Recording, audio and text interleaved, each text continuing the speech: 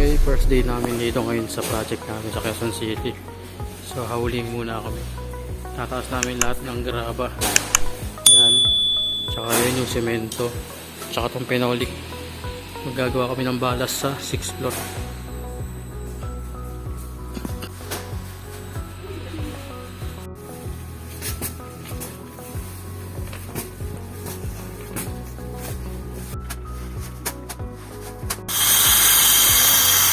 Okay, day 2 namin ngayon sa Quezon City. Gagawa kami ng balas. Papatungan ng solar panel.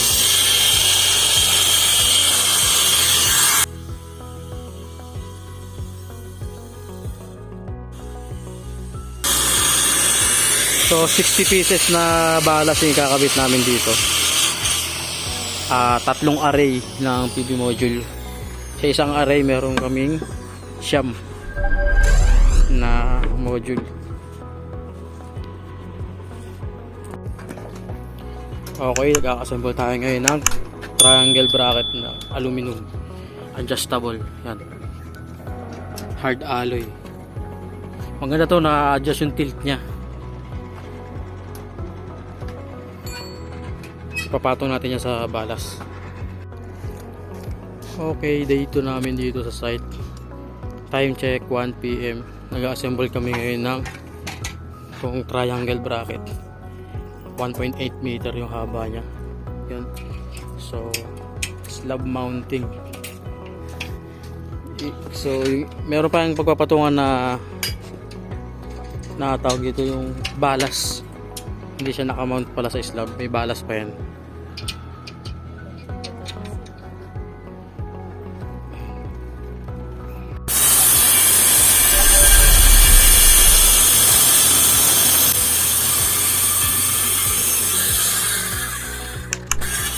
Okay, good afternoon mga ka-solar. So day 2 pa rin namin ngayon. Patapos na kami mag-assemble ng triangle bracket. So susunod niyan, magle-layout kami rito ng box 40x40 cm, 10 pieces hilera, tas 20 ulit hilera. Isang PV array yun, 20 pieces na balas. And then pag natuyo, i-mounting naman natin tong triangle bracket. Kasi yung balas natin, yung height nya almost kasi size ng parapet. Iwasan lang natin tong kanal para ma-maintenance pa rin nila, kasi pag pinatungan natin ng balas yan, hindi na makakalas yan. Yung balas natin meron siyang cement glue. Yan, balas mounted yung gagawin natin. Yan yung mga tropa, mga ka-solar.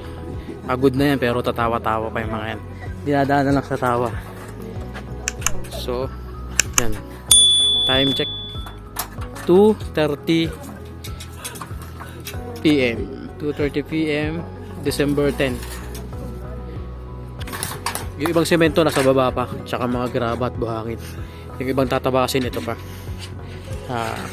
forma ng balas.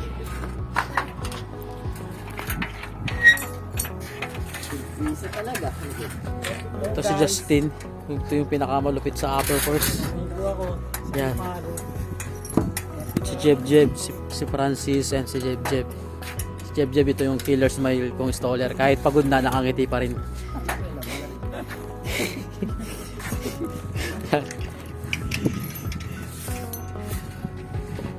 Daming ano to, 42 pieces na triangle bracket. Dito lang yan sa 6th floor. And then yung ibang mounting doon sa may 5th floor, sa trellis. Para dito lang yan sa 6th floor.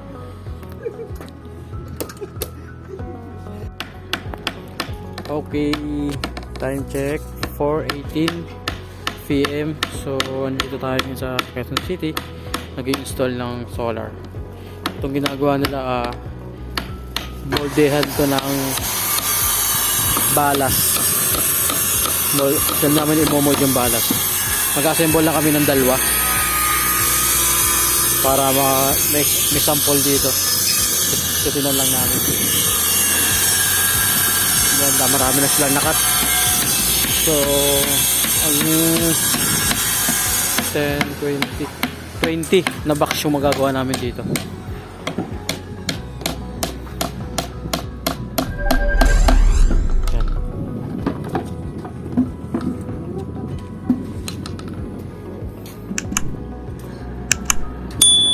So yun yung mounting railing natin.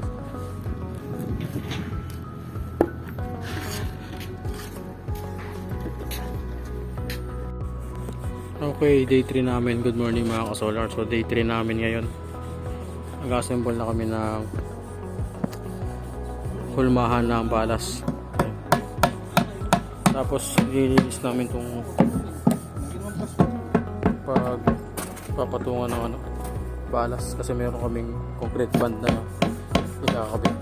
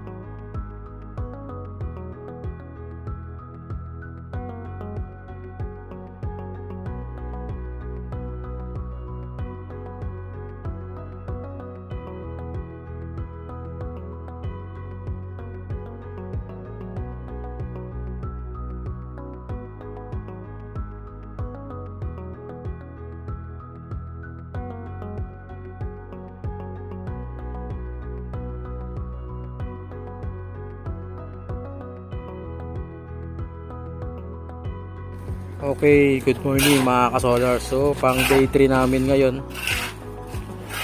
Time check 11:30. Ngayon galagay kami ng cement band. Ngayon bubuhos na kami. Tapos binatakan namin ng tamsi. Yan, binatakan namin ng tamsi. Isang street.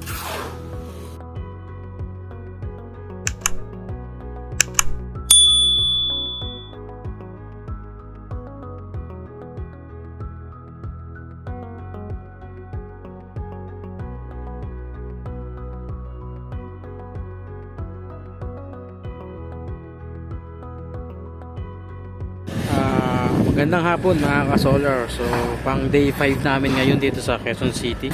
Yung project namin na 30 kilowatt hybrid. Yan. So last batch na tong ginagawa namin balas na 20 pieces.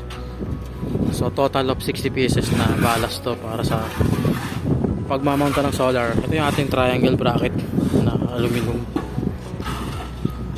So after nyan, cabling na kami bukas from 6th floor to electrical room sa may ground floor. So okay naman kasi may abang na naman na piping tong building na to. Yan. So 8 string yung padadaanin namin dyan papunta sa may location ng inverter dun sa may electrical room. And then waiting pa rin kami sa mga battery tsaka sa inverter. So yung batteries nito high voltage type, so 8 cluster ESS DE. So I don't know kung anong final sir, kung dalawang rack type na battery bibili nyo or isa lang muna. Sa isa kasi 8 pieces eh. So kung magdadalawa sa 18 pieces, so total of 80 kilowatt hour energy storage. Yan po update ngayon. So pang day 5. Ito lang naman yung medyo matrabaho na part. Tsaka doon gagawin pa yung trellis para naman sa another 25 pieces solar panel. So by January na yun. At least madami na kami nagawa. At ito, i-modify namin yung tilt na ito. Babawasan pa namin yan siguro sa gitna. Kasi masyado siyang, actually okay na sa ano yan. Kaya lang nasa-shade niya yung isang array, PB array nung nandito. Tapos yung nandun, nasa-shade niya nandito. So dito kasi yung araw natin. So para maiwasan yung shade, mag-tilt lang tayo ng konting-konti. Hindi naman natin ipa-flat yung pagpatong ng solar panel. May tilt pa rin siya. So yun, kailangan i-modified, bawasan yung tilt nya. Yan ang update ngayon. So update na lang po sa susunod na mga araw. Bukas dito po ulit kami. And then sa may December 19, sa may Tagaytay naman kami gagawa. 6 kilowatt hybrid naman yan. Yan yung mga tropa.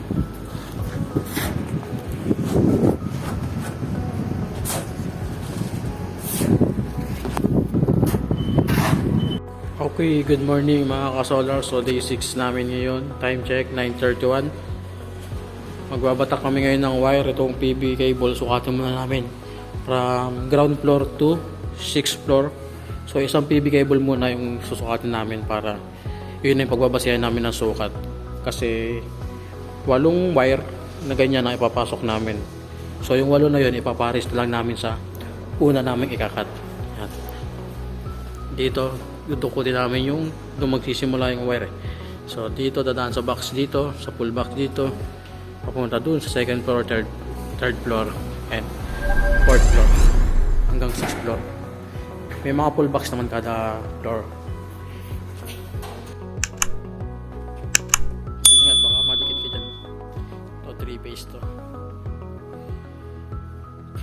Tapos dito naman located yung ating hybrid inverter, controller. Meron pa rito metal enclosure, tapos split tube. Dito yung dalawang battery bank.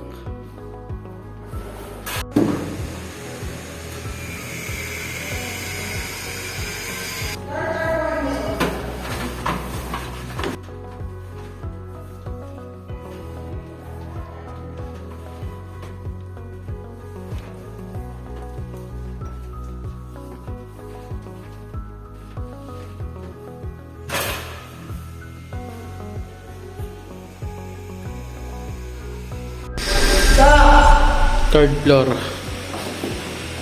Yan. Sa third floor na kami. Papunta na to sa may 6th floor. Hindi na to dadaan ng 4th tsaka 5th floor.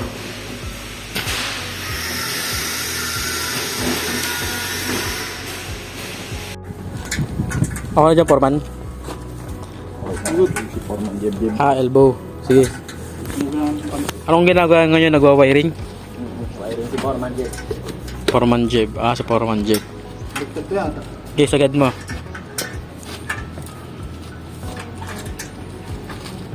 Napakatiyo.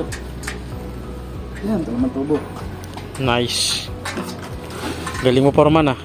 Hindi mo nasilipit. Saan bansa ka nga galing, Foreman? Ex-abroad ka, di ba? Tinatawanan lang niya yung trabaho kasi basic na sa kanya yan eh.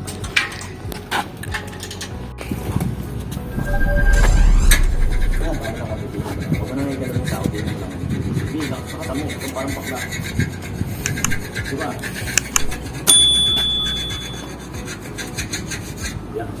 Dali mo.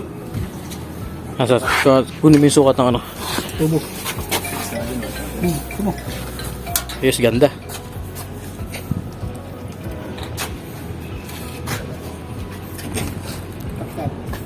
Parang 38. Pambulaklak mo sa taas sa sobra. 38? Meron na, sige. 38 cm.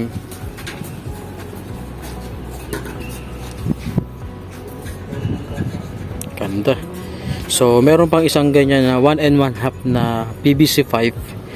Yan kasi from inverter to fuse box. So from fuse box to PV module, another 1 1/2 na PVC. Siyempre kukulangin pa natin yan para mas maganda ang primer grade. I think yung isa pang tubo ay Dito dadaan. Dito natin siya imamount. Yan. So ganda na. Ayan naman yung wiring ng solar panel natin. Susukat tayo ngayon. So time check. 4 PM.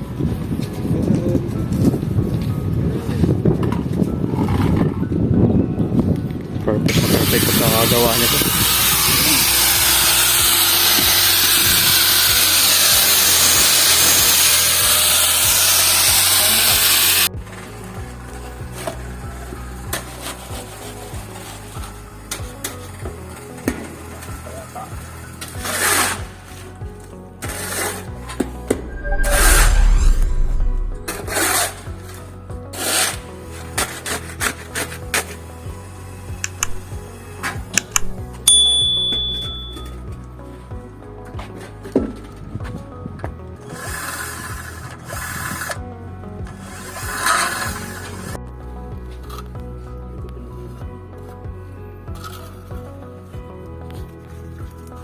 Material natin. Hindi mo na pupupo ng martilyo. Check. Para masiksik.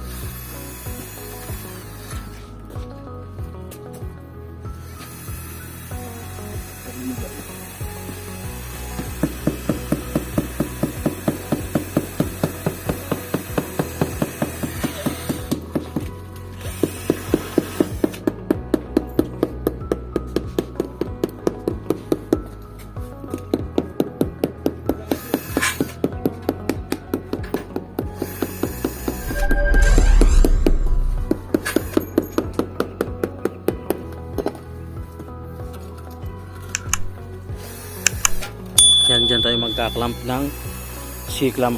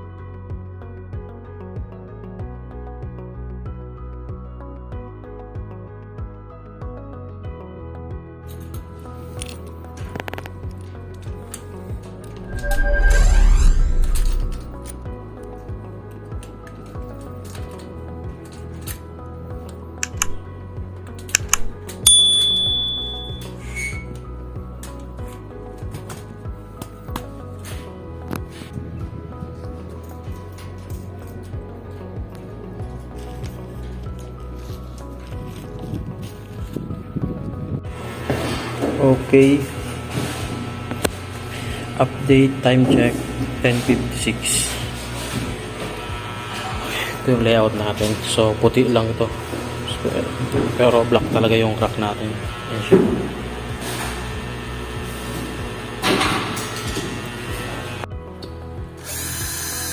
Pitik-pitik lang.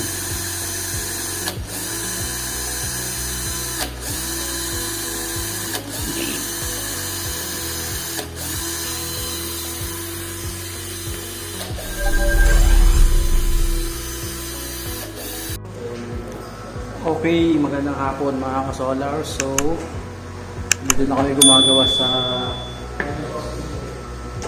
MDB decline. Pagpuputasan namin sa ilalim.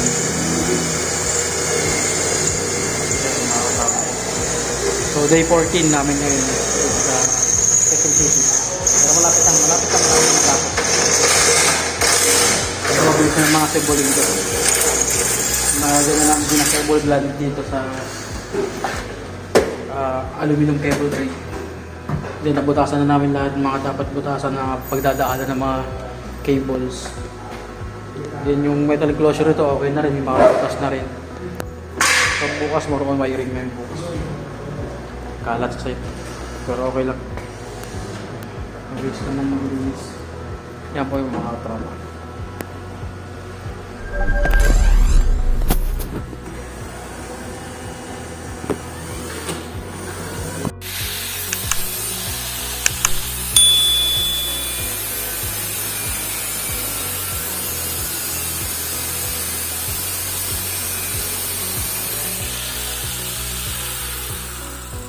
Konti-konti na lang.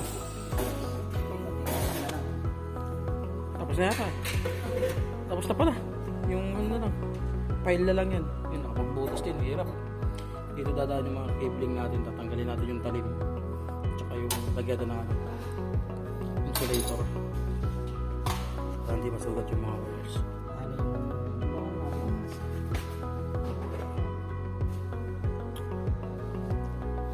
Very good ka sa akin dyan.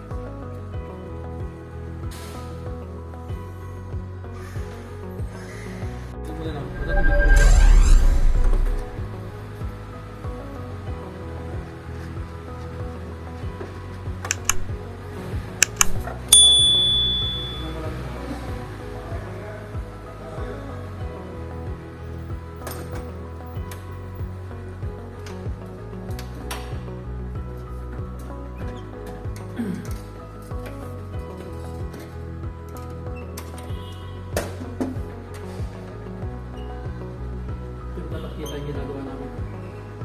Kita ang metas, kita yun.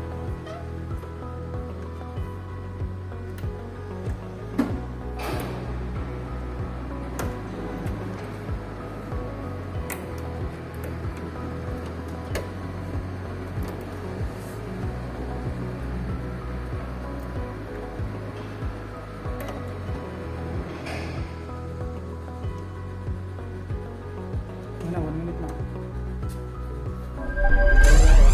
Dalawa na kayo na eh.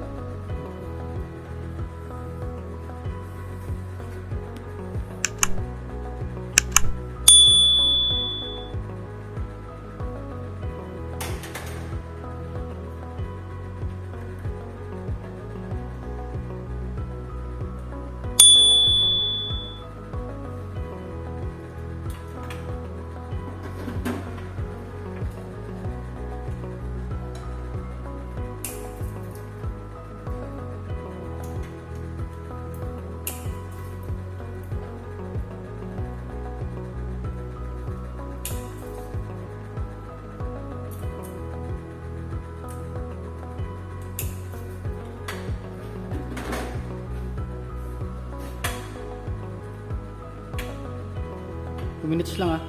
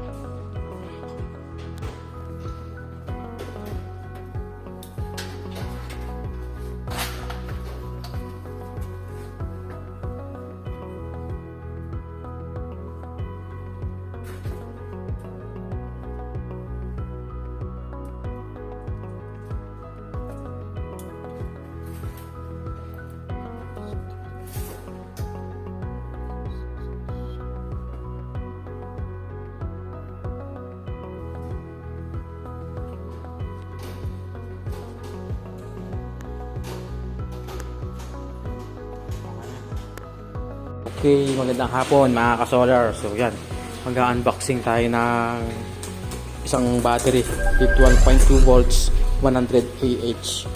So, yun natin ikakabit yan sa rako. Mag-assemble tayo. So, almost done na naman sa may cabling ng batteries. Nasarado na namin yung metal enclosure ng batteries. So, I think, nalinis na namin yung area. Pwede na namin isa-isahin yung battery. Dito ka kaya? Diyan na lang ba? Yan. Galing muna itong foam. Ingat yan dito.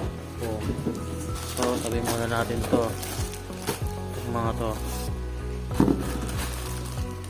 Galing mo yung plastic ng battery. Yeah. Dito tayo.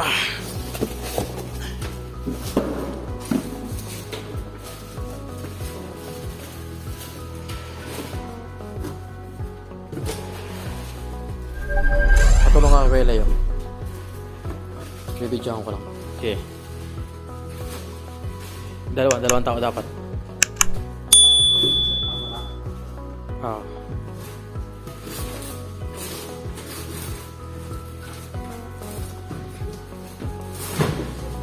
Huwag mo nalapag yung ilalim, eh. Yan.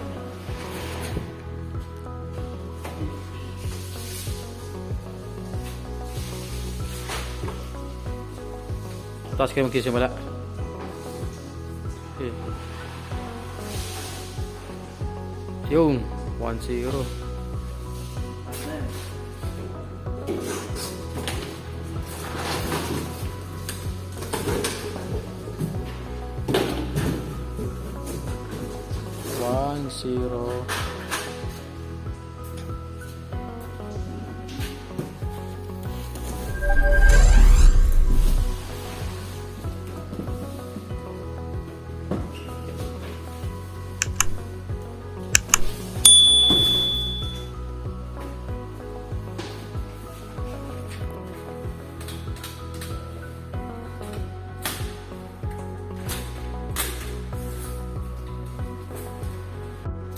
Okay, hello, good morning mga ka-solar. So, pang 18 days namin ngayon dito sa Quezon City. Time check 11:55.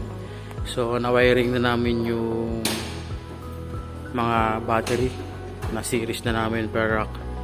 So, 8 battery naka-series na yan, tsaka yung 8 battery dito sa kabila naka-series na rin. So, wala lang kaming terminal para dito sa hahanap pa kami yung ganitong klaseng lugs para dito, para may connect na namin dito. Ano yan? Yan. Yan. Ano mo lang. Pasok mo yan. Okay na yan. Napasok. Tapos dito, nagwa-wiring na kami sa inverter side. So, i-organize na lang mamaya. Yan yung wire ng city sensor sa 3-phase. 1, 2, 3. Naka na rin. So, may color code yung wire ng solar panel. Papansin mo. Kasi meron kaming color code na ginawa dyan sa wire breaker para sa troubleshooting yan. Hindi mo ba tatanggalin mo? Sige, tanggalin mo lang. Hugutin mo lang. Kaya lang hinugot niya. Kabisado mo to? Hinugot niya.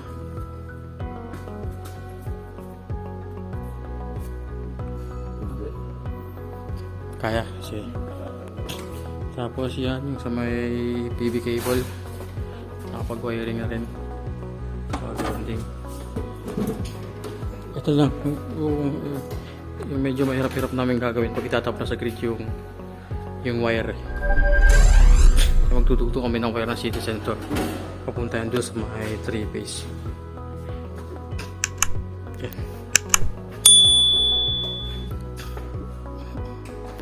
Almost done na. So mapapansin nyo yung grounding wire namin dito sa may battery. Ginawa namin ganyan para kasi ito service access to kaya hindi na namin nilagay doon sa kabila. Hindi naman kami dito naglagay sa kabila kasi service access din yan para sa mga breaker. So dito kami sa gitna naglagay na ng grounding. Ano lang naman yan body ground ng battery rack. So papunta rin yan sa earth ground. Meron yung pinakang master line ng ground to. Itong mas mataba. Compare dito, mas mataba to. Ginawa namin.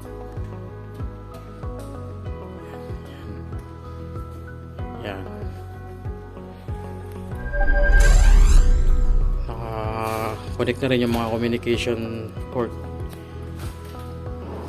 Communication cable. Ito, kakabitan pa namin ito ng AC/SPD.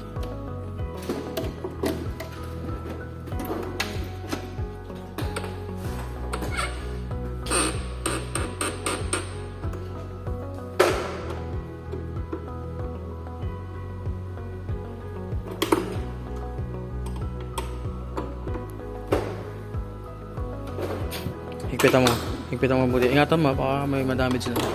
Ingatan mo yung pag-iikot. Yan.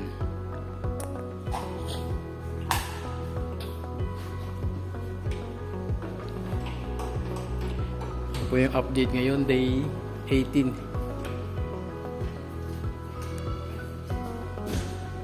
Wait,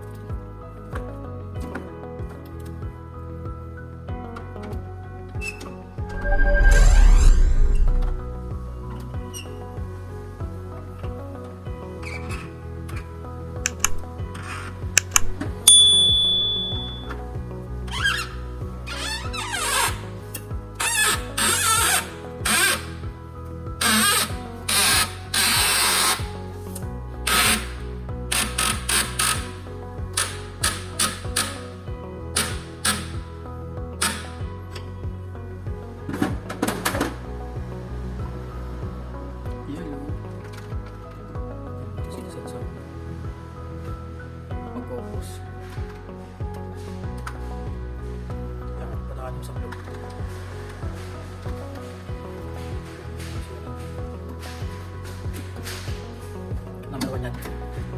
Sakit. Yung araw, nakapoint sa yan, tama. Nice. Dali mo! Sinama.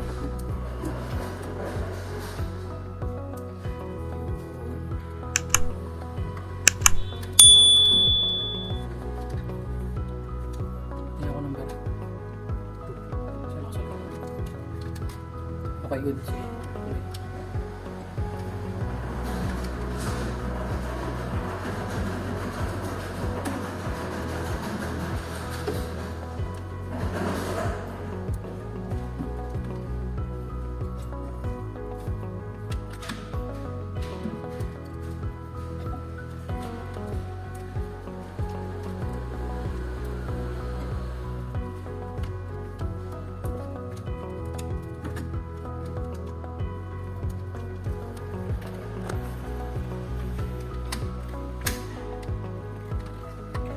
Point to load.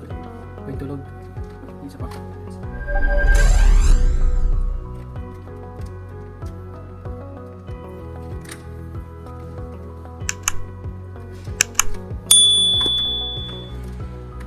Pwede ako ng number. For double check. Kanina ko yung araw. Pwede ka dyan araw.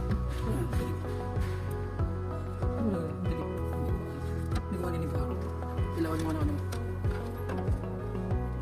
Ito, yun. Tama. Blue.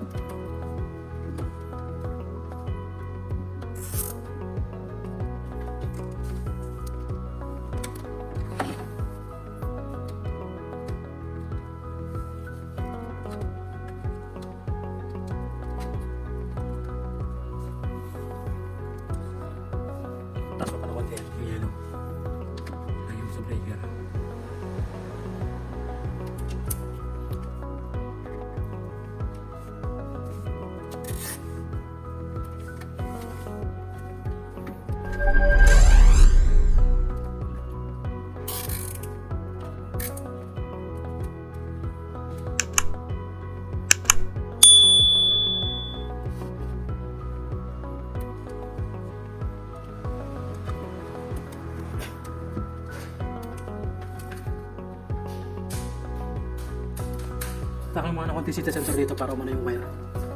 Oo, ang dami sobra dito. So yun. Para hindi pansit dito. Maramdaman mo kung kaya o hindi. Baka putol yung dugtungan natin. Kaya? Yes. Matigas? Wag na.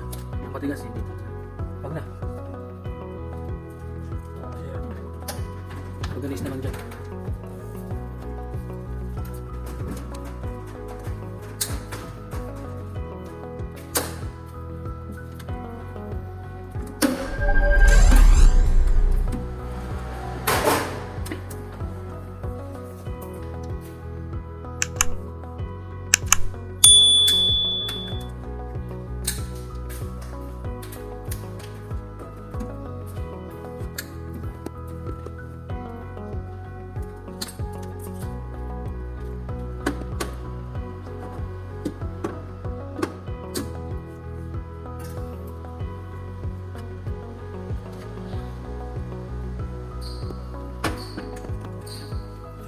Check mo ulit.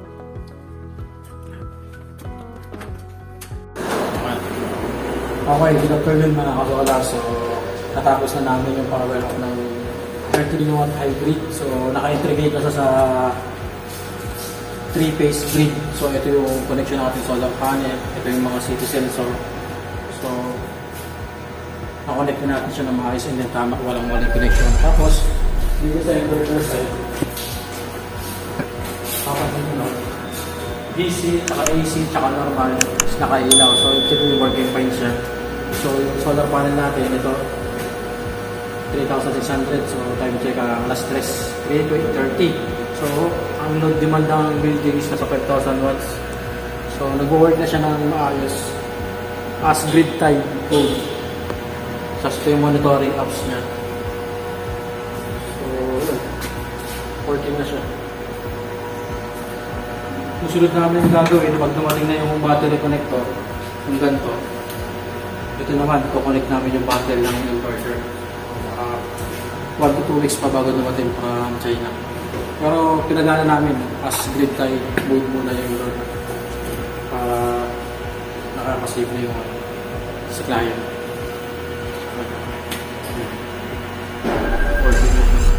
So ito yung kanyang AGS.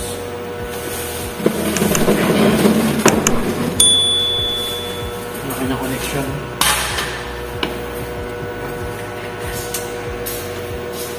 Malinis yung wiring yan. Saka limit yung wiring. Maganda yung pagkaka-install, malinis. Saka may diagram kaming nilagay dito sa likod.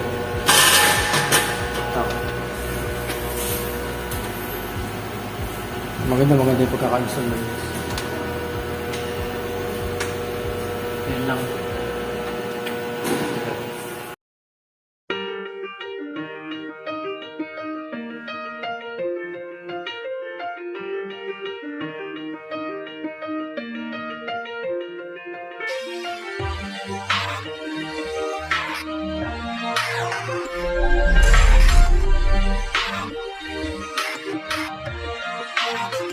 Yeah, you can be the greatest, you can be the best, you can be the King Kong banging on your chest. You can beat the world, you can beat the world.